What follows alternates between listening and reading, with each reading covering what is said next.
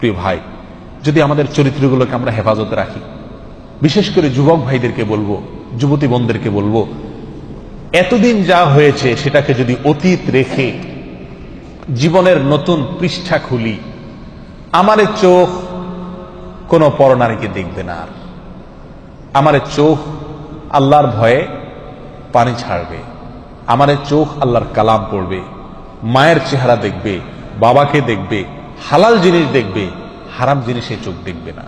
এই প্রতিজ্ঞা যদি আমরা কোনো যুবক করতে পারি, কেমন যেন আমি জাহান্নামের পথ থেকে লাফ দিয়ে জান্নাতের পথে চলে আসলাম, কেমন যেন আমি জাহান্নামে পড়তে যাচ্ছি সেখান থেকে ঝাঁপ দিয়ে জান্নাতের দিকে ঝুঁকে গেলাম। আল্লাহ আমাদেরকে সবাইকে তওবায়ে নাসুহা করার তৌফিক দান করুন। প্রিয় ভাই, এই চোখের গুনাহ, এই চোখ দিয়ে যে হারাম জিনিস আমরা দেখি, এটা কত জঘন্য, এটা কত জঘন্য। এই অপরাধ, এর রেশ, এর প্রভাব, এর অ্যাকশন, এটা বহু সময় পর্যন্ত থাকে, অনেক সময় বছরকে বছরও থাকে। চাইলেও এটার অ্যাকশন থেকে মানুষ বাঁচতে পারে না। আপনি একটি অন্যায় কাজ করছেন, একজনের একটা গালি দিছেন, এটার আর রেশ থাকে না, বরং পরক্ষণে মনে উঠলে খারাপ লাগে যে লোকটাকে গালি দিলাম, ঠিক না বেঠিক? আপনি একজনের প্রতি অবিচার করছেন, সাময়িক অবিচার করছেন, অন্যায় করছেন, শেষ হয়ে গেছে, শেষ। কিন্তু আপনি চোখ দিয়ে একটা হারাম জিনিস দেখছেন, সেটা মোবাইলে হোক, টেলিভিশনের পর্দায় হোক, সিনেমার পর্দায় হোক, কাগজে প্রিন্ট করা হোক, অথবা রাস্তাঘাটে হোক, এই হারাম জিনিসটা দেখে আসার পরে আপনি নামাজে দাঁড়াইছেন, ওযু করে সেজদায় গেছেন, আল্লাহর সবচেয়ে কাছাকাছি চলে গেছেন সেজদায়, ঠিক না বেঠিক? বান্দা সবচেয়ে আল্লাহর কাছে যায় কখন? যখন সেজদায় থাকে।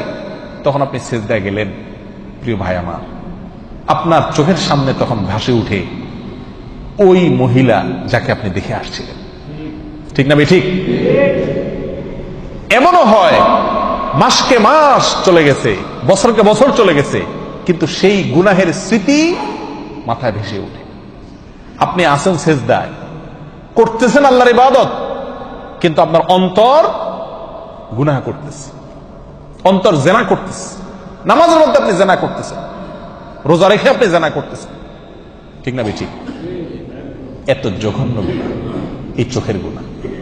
প্রিয় ভাই, এগুলো হলো বর্ডার। একটা দেশের যেরকম কি থাকে, বর্ডার থাকে না?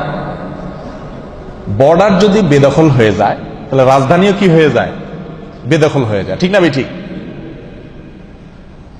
এই চোখ যদি শয়তানের নিয়ন্ত্রণে চলে যায়, শয়তান আপনাকে দিয়ে যেখানে খুশি সেখানে আপনার চোখ ব্যবহার করে, আপনি আল্লাহর ভয়ে ফিরে আসেন না, দেখা থেকে বেঁচে থাকেন না। শয়তান আপনাকে বলে এই ইউটিউবের এই লিঙ্কে টিপ দে, এই যে এই মহিলা দেখ, এই যে এই ভিডিও দেখ, ফেসবুকের এটাতে টিপ দে, এই যে এটাতে টিপ দে, এই যে মহিলা গেল দেখ। শয়তান যেদিকে আমাকে টানে, আমার চোখ সেদিকে চলে যায়। যদি এরকম হয়, যদি আমি এরকম কন্ট্রোলের বাহিরে হয়ে যাই, তাহলে কেমন যেন আমার শরীরের বর্ডার, এই চোখ, মুখ, কান, এগুলো আমার শরীরের কি রে ভাই? বর্ডার। বর্ডারের বিভিন্ন পয়েন্ট থাকে না, ঢুকার জন্য, বাইর হওয়ার জন্য? এই কান, নাক, মুখ, চোখ, এগুলো হলো আমাদের শরীরের কি রে ভাই? বর্ডার। এই বর্ডারগুলো যদি শয়তানের নিয়ন্ত্রণে থাকে, এগুলোকে যদি শয়তান তার যেখানে খুশি সেখানে আমাকে দিয়ে ব্যবহার করায়, তাহলে আমার শরীরের যে রাজধানী অর্থাৎ কলব, আমার যে অন্তর, সেটা কার দখলে যাবে? শয়তানের দখলে যাবে। সারাদিন যেটা দেখবো নামাজে সেটাই মনে আসবে, অন্তরে সেটাই আসবে। প্রিয় ভাই, এই চোখের গুনাহকে আমরা গুনাহ মনে করি না। এর একটা অন্যতম কারণ হলো এই গুনাহটা করা খুব সহজ। চুরি, কি বলেন, এটা চাইলেও তো করা যায় না, নাকি? সবাই করতে পারে চুরি, ডাকাতি, খুন খারাপি, মদ খাওয়া, মানুষের সাথে অবিচার করা, অন্যের হক মারা, এগুলো চাইলেও তো মানুষ কি করতে পারে না। আবার অনেক অন্যায় আছে যেগুলো সামাজিক চাপের কারণে মানুষ করতে পারে না। কিন্তু এই চোখ দিয়ে যে হারাম জিনিস দেখা, এটা আজকে এমন সহজ হয়ে গেছে যে কি নামাজি, কি বেনামাজি, কি দাড়িয়ালা, কি বেদাড়িয়ালা, কি ভালো মানুষ, কি মন্দ মানুষ, মোবাইল হাতে আছে, ইন্টারনেটের কানেকশন আছে, যা খুশি তা দেখতে পারে। রিমোট হাতে আছে, যা খুশি তা দেখতে পারে। ঠিক না বেঠিক? শয়তান তখন আমাদেরকে প্ররোচিত করে, আমাদেরকে বিপদগামী করে, আমাদের দিয়ে হারাম কাজ করায়, আর করতে করতে করতে করতে একসময় বেহায়া হয়ে যায়, নির্লজ্জ হয়ে যায়। এরপর এটা নেশায় রূপ নিয়ে যায়। তখন বাঁচতে চাইলেও বাঁচাটা কি হয়ে যায়? কঠিন হয়ে যায়। আল্লাহ সুবহানাহু ওয়া তাআলা আমাদেরকে আমাদের চরিত্রগুলোকে ফুলের মতো পবিত্র করার তৌফিক দান করুন। এতদিন আমরা যা করেছি, আসুন আসুন প্রিয় ভাইরা, জাহান্নামের পথ থেকে লাভ দিয়ে জান্নাতের পথে চলে আসি। করবো তো ইনশাআল্লাহ? যে সমস্ত ভাইরা তওবা করবেন, তাদের পূর্বের গুনাহ আল্লাহ তাআলা মাফ করে দিবেন। অতীতে আমরা যা করেছি সেটার জন্য আজ তওবা করি। আমার এই চোখ দিয়ে আমি হারাম জিনিস দেখব না।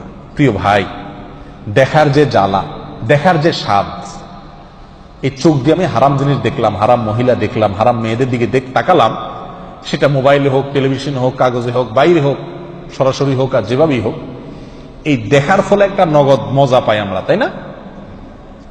আপনি একটি মুহূর্তের জন্য একটু আপনার এই মজাটাকে আল্লাহর জন্য কোরবানি করে দেন। আপনি দেখতে পাচ্ছেন একটা ভিডিও লিংক আপনার সামনে আসছে, টিপ দিলেই আপনি দেখতে পারবেন কেউ নাই। আপনি মনে করছেন যে আল্লাহ তিনি আছেন, দেখছেন। আল্লাহর ভয়ে আপনি ওখানে টিপ দিলেন না, ওইটাকে ইগনোর করে চলে গেলেন।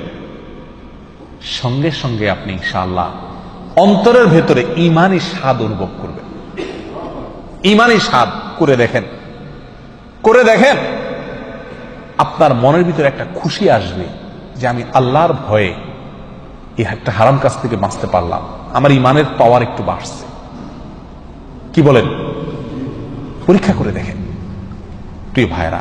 আল্লাহ সুবহানাহু ওয়া তাআলা বলেন, ওয়া আম্মা মান খাফা মাকামা রাব্বিহি ওয়া নাহান নাফসা আনিল হাওয়া ফাইন্নাল জান্নাতা হিয়াল মাওয়া।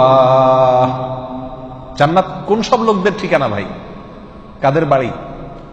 জান্নাত হলো ওই সব লোকদের বাড়ি, জান্নাত হলো ওই সমস্ত লোকদের ঠিকানা যেই সমস্ত লোকেরা আল্লাহর সামনে দাঁড়াতে হবে। কোন চোখে, কোন লজ্জায় আমি আল্লাহর সামনে দাঁড়াবো, এই কথা মাথায় রেখে হারাম কাজ থেকে দূরে রাখছে, অন্যায় থেকে দূরে সরিয়ে রেখেছে নিজেকে।